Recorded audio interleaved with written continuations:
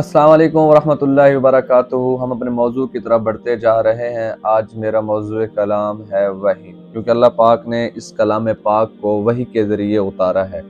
वही किसे कहते हैं, इससे पहले मैं थोड़ी एक बात करना चाहता हूँ। देखें, अल्लाह पाक ने इंसान को पैदा किया है और इंसान के अलावा जितनी भी चीज़ें हैं, सूरज, चाँद, सितारे, जितनी भी चीज़ें हैं, चरिंद, जानवर, दरख्त, सबको इंसान की खिदमत के लिए पैदा किया है।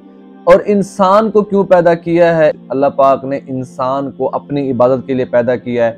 चंद अहकाम उसके ज़िम्मे लगा दिए कि उसने दुनिया में ज़िंदगी कैसे गुजारना है, इसलिए इंसान को पैदा किया है। अब ये बातें इंसान को कैसे समझ आएंगी कि मैंने किस तरह दुनिया में ज़िंदगी गुजारनी है? उसके लिए इल्म का होना ज़रूरी है। इल्म इंसान को 3 चीज़ों से हासिल हो सकता है। पहली चीज़ है हवा से खमसा, आँख, कान, नाक, मुंह, हाथ, पैर। दूसरी चीज है अकल के जरिए। तीसरी चीज है वही के जरिए। जहां तक आंख का काम है, मैं देखता हूं आंख के जरिए कि सूरज है, सूरज से एक रोशनी निकल रही है। अब ये रोशनी किसके लिए निकल रही है, क्यों निकल रही है, उसके लिए मुझे अकल का इस्तेमाल करना है। अकल मुझे बताएगा ये सूरज से पौधे पकते हैं, सूरज से फसल पकती है, सूरज से दरख्त पकते हैं, सूरज से रोशनी हासिल होती है, वगैरह वगैरह।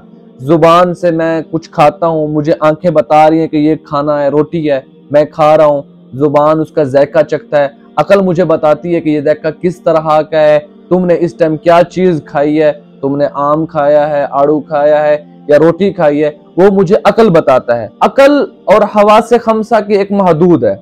हवासे खमसा जिस जगह पे पहुंचता है, इसकी हद खत्म हो जाती है, तो उससे आगे अकल का काम शुरू होता है। अकल मुझे बताता है, मैंने आंख से देखा सूरज है, अब सूरज के अलावा मुझे आंख कुछ नहीं बता सकती। आगे जो सोचने का काम है वो अकल है।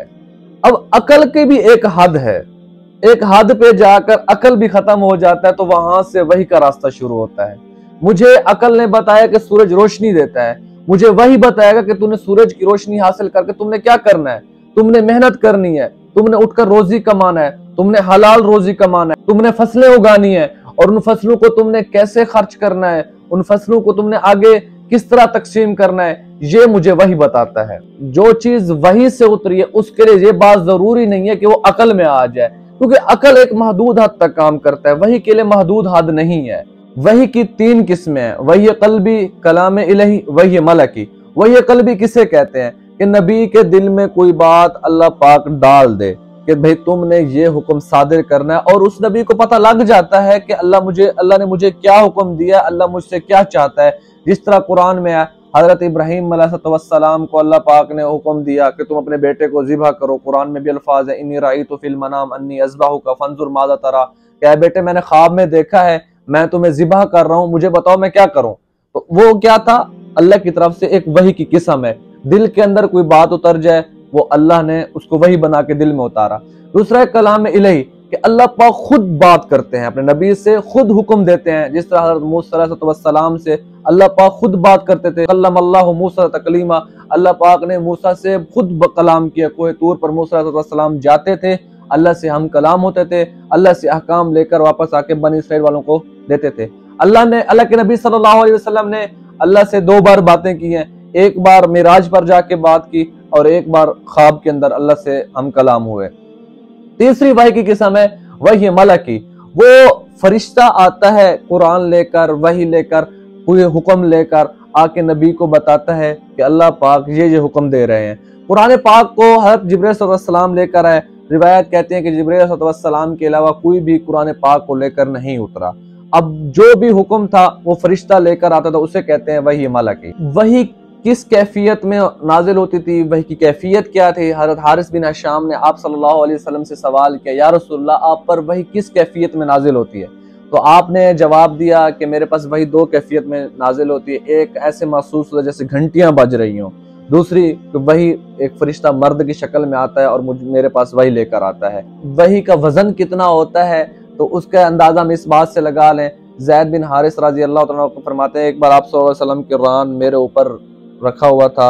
जब आप सल्लल्लाहु अलैहि वसल्लम पर वही नाजिल होना शुरू हो गया तो मुझे ऐसे लगा जैसे मेरे रान के ऊपर कोई पहाड़ का टुकड़ा आ गया हो और करीब था कि मेरा रान टूट जाता। और अम्मी जान आयशा रज़ी अल्लाह तआला फरमाती हैं कि जब आप सल्लल्लाहु अलैहि वसल्लम पर वही नाजिल होती तो आप सल्लल्लाहु अलैहि वसल्लम का सांस रुकना शुरू हो जाता था, आप सल्लल्लाहु अलैहि वसल्लम का चेहरा जर्द हो जाता, आप सल्लल्लाहु अलैहि वसल्लम के दांत मुबारक सर्दी से कांपने लग जाते थे, ऐसे कांप जिस तरह सर्दी में हम कांपते हैं, और आप सल्लल्लाहु अलैहि वसल्लम के चेहरे मुबारक से मोतियों की तरह पसीना टपकता था। इतनी वही सख्त नाजिल होती थी। जब फरिश्ता मर्द की शक्ल में आता तो किसकी शक्ल में आता था? तो अक्सर रिवायत में यही मिलता है, हज़रत दिहया कल्बी रजी अल्लाह तआला अन्हु सबसे हसीन तरीन सहाबी थे, उस वक़्त के सबसे प्यारे सहाबी, खूबसूरत सहाबी थे। तो हज़रत जिब्राइल अलैहिस्सलाम उनकी सूरत में आते थे और आप सल्लल्लाहु अलैहि वसल्लम को अल्लाह का पैगाम पहुंचाते थे। इस तरह ये वही का सिलसिला है, इस तरह ये कुरान पाक नाजिल होता रहा है।